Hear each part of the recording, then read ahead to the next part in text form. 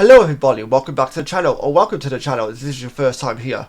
I am your host, Davin James, pleased to be here with all of you guys here today. Please do me a favour, please remember to like, subscribe and comment, and hit that bell for notifications, that's the most important part. So this past Sunday, it was announced that Kendrick Lamar, the rapper, will be performing at the Super Bowl next year in February 2025 in New Orleans. Now, as I state in the video, I'm not a football fan in terms of American football or even UK football, but if you're going to say to me that, if you're going to tell me that Kendrick Lamar is performing at the Super Bowl next year, especially when he's got a hit song on his hands called Not Like Us, then you've got my attention, and I would definitely be tuning in to see that performance when it airs on TV. It's just blowing up everywhere right now, rightfully so, because the dude is amazingly talented, and Not Like Us is an absolute banner. And I think it's one of the best songs of 2024 in my opinion. Even though I'm saying that while I'm wearing like an Eminem t-shirt, but nonetheless, that's how I feel. But with that being said, let's get on with today's episode, shall we? Kendrick Lamar has been announced as the halftime headliner for the 2025 Super Bowl. The rapper will take to the stage to perform for fans in one of the biggest gigs in the US.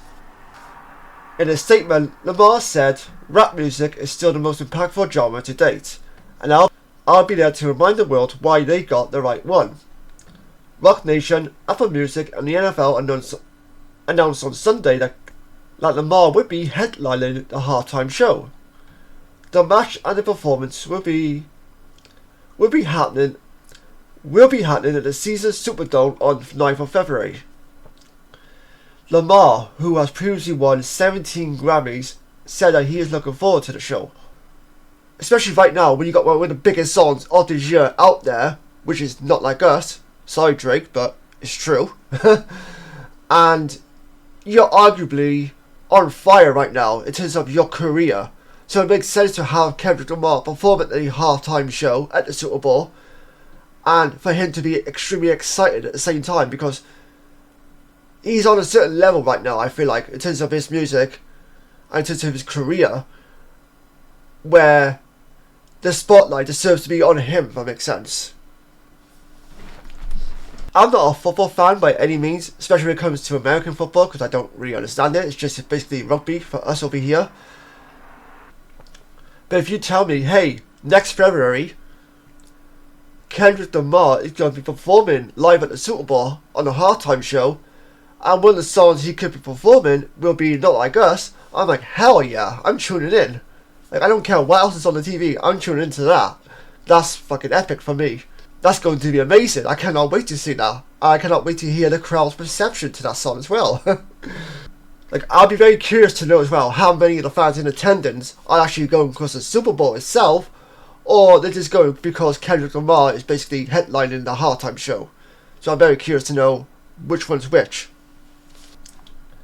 In particular, he said that he is looking forward to bringing hip-hop to the championship of the NFL. This is also not the first time he has performed there, taking to the stage as a guest with Dr. Dre and Snoop Dogg in 2022. Yes, but you're also missing like 3 other people from that performance. You're missing Eminem, 50 Cent, and Mary J. Blige. Rock Nation founder Jay-Z called Lamar a once-in-a-generation performer. I never actually knew that Kendrick Lamar was actually signed to Jay-Z's record label. I had no idea about that. I thought he's probably signed to like Dr. Dre's label or whatever, because I know him and Dr. Dre are very close.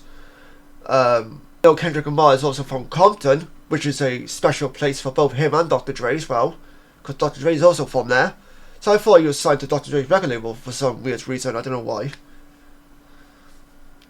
In a statement, he said his deep love for hip-hop and culture informs his artistic vision.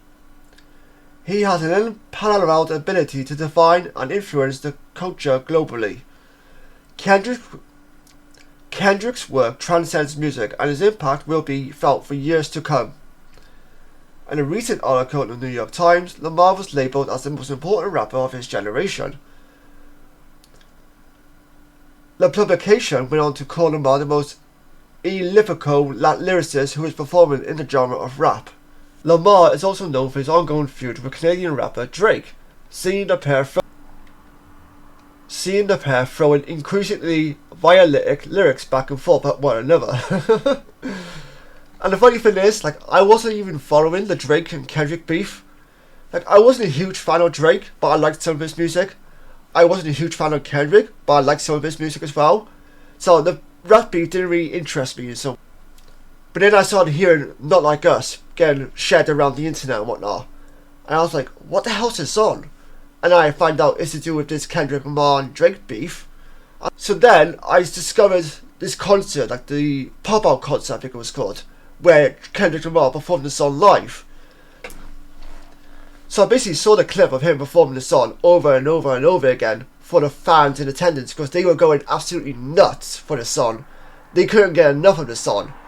And every time Kendrick would finish a song, people wanted it over and over again. So it was just incredibly nuts to witness in terms of a viewer. I'm like, man, Kendrick has got something on his hands right now in terms of this song. This song is going to be something special.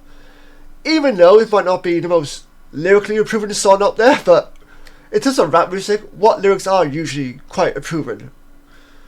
The feud seems to be going well for Lamar, who has recently seen streams of his music increase. The feud, nonetheless, in absolute terms, Drake's numbers were still much higher than those of Lamar. Meanwhile, streams of Drake's music dropped during the same period of time. Since it began, the feud has seen Lamar accuse Drake of having a secret daughter, even calling him a certified paedophile. For his part, Drake has also not held back during this feud with Lamar. The rapper accused Lamar of being obsessive as well as domestic violence. Both Drake and Lamar deny any wrongdoing. Of course they will. Like, why would they? I mean, why would they deny any wrongdoing? Like, this is a back and forth beef between those two gentlemen. If one of them was to say, yep, okay, I was wrong for saying that, I should have said that, I let my emotions get the better of me, blah blah blah, then they will probably have lost the beef in some ways. And I don't know much about Kendrick in terms of his personal life. I don't know much about Drake in terms of his personal life. So I don't know what's accurate and what's not accurate in terms of either of these men. I just know Not Like Us is an absolute banner. It's currently my ringtone for my mobile phone, and it's probably going to stay like that for a long time. This is my favourite part right here. The feud has gotten so pronounced that WWE wrestler Shawn Michaels even suggested the pair duke it out in the ring as a way for them both to settle the differences. The reason why I like this bit so much, Not Like Us, I can't remember the exact lyric. There's one part where Kendrick Lamar says sweet chin music, which is, for any wrestling fans who might know this, but I doubt any wrestling fans are listening to this, Shawn Michaels had a signature mover called sweet chin music, which was basically a super kick as his finisher mover, as his finish move to end the match and pin his opponent. So when I heard that, so anytime I hear that now, it might be a double bar, but anytime I hear that now, sweet chin music on the Kendrick Lamar song, I always think of Shawn Michaels and wrestling in general for the most part. And of course, like I said, the song might be the lyric might be a double, but for me, that's the only reference I get from it. It's the sweet chin music Shawn Michaels reference, which is probably not intended itself, but nonetheless, that's what I think of it as. So now I turn things over to you guys. How do you feel about Kendrick Lamar performing at the Super Bowl next year? Are you excited? Do you not care? Do you think this beef between him and Drake is over, or do you think there's still yet more to come from this beef? Will Kendrick, do you think, will end up victorious in terms of this rap beef? Are you going to the Super Bowl next year? If so, what are your thoughts on? If you are you going because you're a fan of football, or because you're a fan of Kendrick Lamar, or maybe both? Who knows? Either way, let me know your feelings down below. Until next time, stay safe, and I'll see you guys next time. Bye bye for now.